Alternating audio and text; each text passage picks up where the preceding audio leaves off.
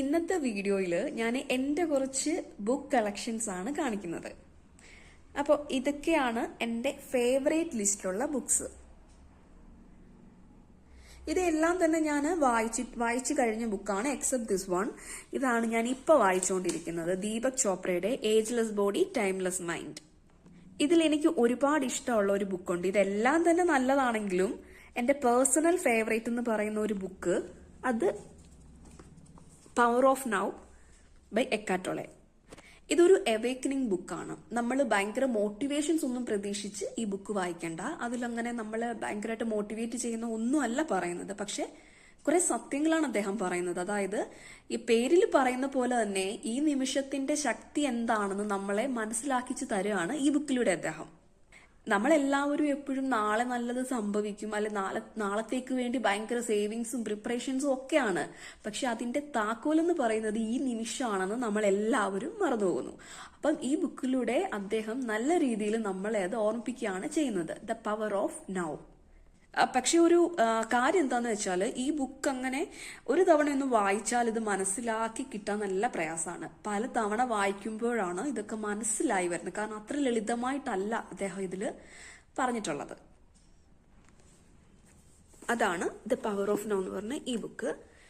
പിന്നെ വന്നിട്ട് Joseph മർഫിയുടെ sub conscious mind ഉണ്ട്, power of sub conscious mind ഉണ്ട്. ജെയിംസ് ക്ലിയറിന്റെ അറ്റോമിക് ഹാബിറ്റ്സ് വായിച്ചിട്ടുണ്ട്. പിന്നെ സീക്രട്ട് നമുക്ക് എല്ലാവർക്കും വളരെ പരിചയമുള്ള ഒരു ബുക്കാണല്ലോ. പിന്നെ വന്നിട്ട് നല്ലൊരു ബുക്കാണ് ഇത്, good vibes good life by വെക്സ്കി. ഇത് മുഴുവനും നമ്മളുടെ വൈബ്രേഷനെ കുറിച്ചിട്ടാണ് പറയുന്നത്, അല്ലെ ഫീലിങ്സ് എത്രത്തോളം പവർഫുൾ ആണെന്ന് അറിയുന്ന അത് പറയാൻ വേണ്ടിയിട്ടുള്ള ഒരു ബുക്കാണിത്. ഇത് കുറച്ച് മോട്ടിവേഷണൽ സ്റ്റോറീസ് കൂടിയാണ് ഇതിൽ ഉൾപ്പെടുത്തിയിട്ടുള്ളത്. കാരണം അദ്ദേഹത്തിന്റെ ജീവിതം, അപ്പോൾ ഓഥർ എന്ന് പറയുന്നത്, ഓഥറിന്റെ ഒരു പിക്ചർ ഇതിലുണ്ടായിരുന്നു എന്ന് തോന്നുന്നു. അപ്പൊ ഇതാണ് ഓഥർ, വെക്സ്കിങ്. അപ്പം അദ്ദേഹത്തിന്റെ ജീവിതത്തിൽ അദ്ദേഹം കഴിഞ്ഞു വന്നിരുന്ന ഒരുപാട് കഷ്ടപ്പാടിൽ നിന്നും പിന്നെ എങ്ങനെ ലൈഫ് മാറി തുടങ്ങി, അല്ലെ എപ്പോഴാണ് ലൈഫ് മാറാൻ തുടങ്ങിയത് എന്നൊക്കെയുള്ള ഒരുപാട് നല്ല കാര്യങ്ങളാണ് ഇതിലും പറഞ്ഞിരിക്കുന്നത്. ഇത് ഭയങ്കര ലളിതമായിട്ടാണ് പറഞ്ഞിട്ടുള്ളത്. എല്ലാവർക്കും ഏതൊരാൾക്കും മനസ്സിലാവുന്ന രീതിയിലാണ് ഈ ബുക്ക് ഡിസൈൻ ചെയ്തിട്ടുള്ളത്. ഇത് one of the must read ബുക്കാണ്.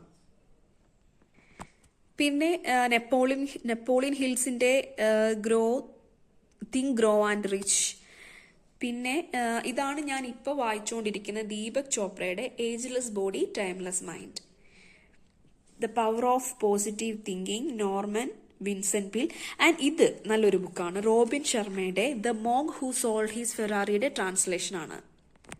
ഇതില് പറയുന്നത് എന്താന്ന് വെച്ചാൽ, നമ്മൾ എപ്പോഴും പറയാറുണ്ടല്ലേ, കേട്ടിട്ടുണ്ട്, എന്തൊക്കെ നേടിയാലും ആത്മാവിനെ നഷ്ടപ്പെടുത്തിയിട്ട് കാര്യമില്ലാന്ന്. അപ്പം ആത്മാവിനെയൊക്കെ നഷ്ടപ്പെടുത്തി ഒരുപാട് സമ്പാദിച്ച ഒരു വ്യക്തിയുടെ കഥയാണിത്.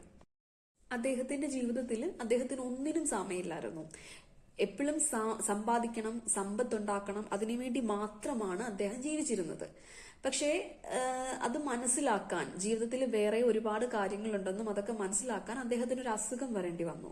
അതിനുശേഷം പിന്നെ ജീവിതത്തിലുണ്ടായ ആ ഒരു ട്രാൻസ്ഫോർമേഷൻ വളരെ നല്ല രീതിയിൽ തന്നെ ഈ ബുക്കിൽ റോബിൻ ശർമ്മ പറഞ്ഞിട്ടുണ്ട്. അപ്പൊ ഇതും ഒരു മസ്റ്റ് റീഡ് ബുക്കാണ്. പിന്നെ ഇത് happiest man on earth, Eddie ജാക്കുന്റെ, അതൊരു നല്ലൊരു മോട്ടിവേഷണൽ കഥയാണ്. കാരണം അദ്ദേഹം ഒരു ജൂതനായിരുന്നു, നാസി പട്ടാളത്തിന്റെ കയ്യിൽ ചെന്നുപെട്ട് ഒരുപാട് സഫർ ചെയ്ത് പിന്നെ ജീവിതം തിരിച്ചു പിടിച്ചൊരു കഥയാണ് എഡ്ഡി ജാക്കുന്റെ the happiest man on earth. പിന്നെ ഇത് എല്ലാവരുടെയും ഓൾ ടൈം ഫേവറേറ്റ് ആണ്, പൗലോ കൊയ്ലോയുടെ ദ ആൽക്കെമിസ്റ്റ്. അത് വായിക്കാത്തവരുണ്ടോന്ന് എനിക്ക് അറിയില്ല, ഉണ്ടെങ്കിൽ വായിച്ചിരിക്കേണ്ട ഒരു ബുക്കാണിത്. പിന്നെ ഇത് autobiography of God by Lena, സിനിമ ആക്ട്രസ് ലെന എഴുതിയ വളരെ നല്ലൊരു ബുക്കാണിത്. എല്ലാവർക്കും ഇഷ്ടമാകുമെന്നൊരു സംശയമുള്ളൊരു ബുക്കാണിത്. അത് മനസ്സിലാക്കാൻ കുറച്ച് പ്രയാസമാണ്, ബട്ട് ഇറ്റ് ഇസ് ഗുഡ്. അപ്പോൾ ഇതൊക്കെയാണ് എൻ്റെ ബുക്ക് കളക്ഷൻസ് എന്ന് പറയുന്നത്. അപ്പോൾ നിങ്ങൾക്കറിയാവുന്ന സെൽഫ് ഹെൽപ്പ് ബുക്സ് ഉണ്ടെങ്കിൽ അത് കമന്റ് ചെയ്യുക. കാരണം എൻ്റെ ഇഷ്ടമുള്ള ജോണറാണ് സെൽഫ് ഹെൽപ്പ് ബുക്സ് എന്ന് പറയുന്നത്. അപ്പം ചാനൽ സബ്സ്ക്രൈബ് ചെയ്യാത്തവരാണെങ്കിൽ ചാനൽ കൂടി ഒന്ന് സബ്സ്ക്രൈബ് ചെയ്യുക, ലൈക്ക് ചെയ്യുക, ബുക്സ് ഒക്കെ കമന്റ് ചെയ്യുക. Okay, by.